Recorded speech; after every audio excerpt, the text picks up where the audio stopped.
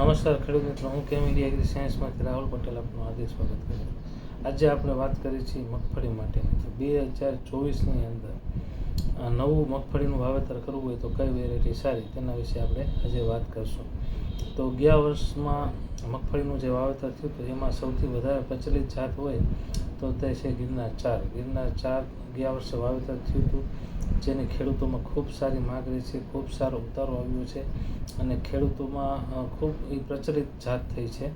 એટલે આ વેરાયટી વિશે આપણે આજે વાત કરીશું કે આગામી 2024માં જેને વાવેતર કરવું હોય ચોમાસું સિઝન દરમિયાન તો કઈ વેરાયટી વાવવી વધારે ઉચિત છે. તો જેને 2 પાક લેવાની ગણતરી હોય અને મોડું પાકે એવી ચાલે એમ હોય તો 110થી 115 દિવસની અંદર ગિરનાર 4 મગફળી પાકે છે.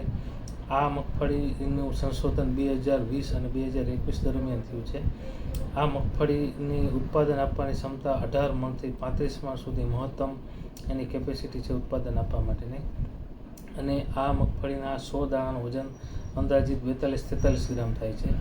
આ વેરાયટીની અંદર ઓલિક એસિડનું પ્રમાણ 80%, લિયોનિક એસિડનું પ્રમાણ 20%, તેલની ટકાવારી 53 અને બિયારણનો વીઘે દર 20થી 30 કિલો જેવો જોઈએ.